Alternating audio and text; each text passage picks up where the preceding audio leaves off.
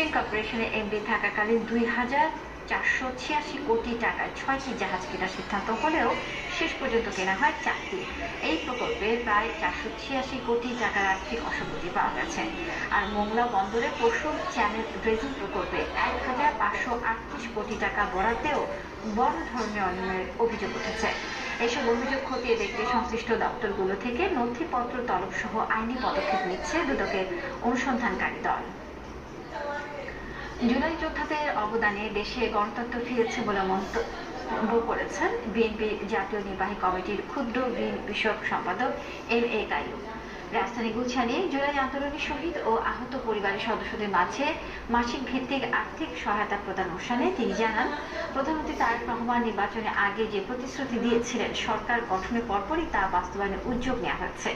আগামী দিনগুলোতে সমাজের পিছিয়ে পড়া মানুষের উন্নয়নে আরও কর্মসূচি গ্রহণ করবেন প্রধানমন্ত্রী।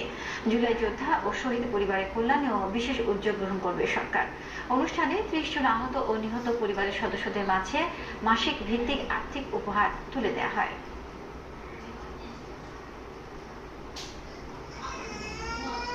রাজনৈতিক দল ও সুশীল সমাজের প্রতিনিধিদের নিয়ে ইফতার করেছে জাতীয়তাবাদী গণতান্ত্রিক আন্দোলন এনডিএন। রাজধানীর গুলশান ক্লাবে আয়োজিত এই ইফতার মাহফিলে শিক্ষামন্ত্রী এহসানুল হক মিলন ও এনডিএন এর সাবেক চেয়ারম্যান এবং প্রাথমিক ও গণশিক্ষা প্রতিমন্ত্রী ববি হাজ্জাজ উপস্থিত ছিলেন। সংক্ষিপ্ত বক্তব্যে ববি হাজ্জাজ বলেন, শিশুদের শিক্ষার মান উন্নয়নে সরকারি দেওয়া প্রতিশ্রুতি বাস্তবায়ন করা হবে। সুযোগ বঞ্চিত শিশুদের বিদ্যালয়মুখী করতে প্রয়োজনীয় পদক্ষেপ নেওয়া হবে বলেও জানান ববি হাজ্জাজ।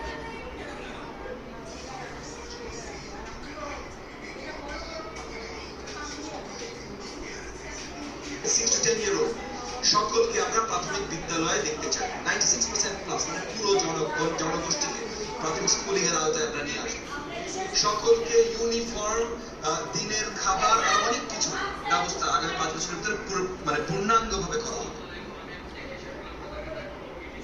পর্দা নামলো অমর একুশে বইমেলা। এবছর 18 দিন চলে প্রাণের এই মেলা। রোববার শেষ দিনেও বই বিক্রি কম হওয়ায় হতাশ প্রকাশকরা। জাতীয় নির্বাচন এবং রোজার কারণে প্রচলিত নিয়মতান্ত্রিকভাবে বইমেলা আয়োজন সম্ভব হয়নি বলে মন্তব্য করলেন সংস্কৃতি বিষয়ক মন্ত্রী নিতাই রায়চৌধুরী। এই বছর মোট 17 কোটি টাকার বই বিক্রি হয়েছে। লিওন মিলের প্রতিবেদন।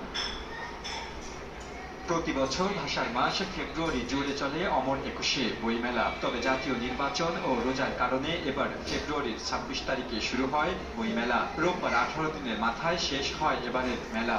সবাই লাইক শেয়ার কমেন্ট করে দেবেন।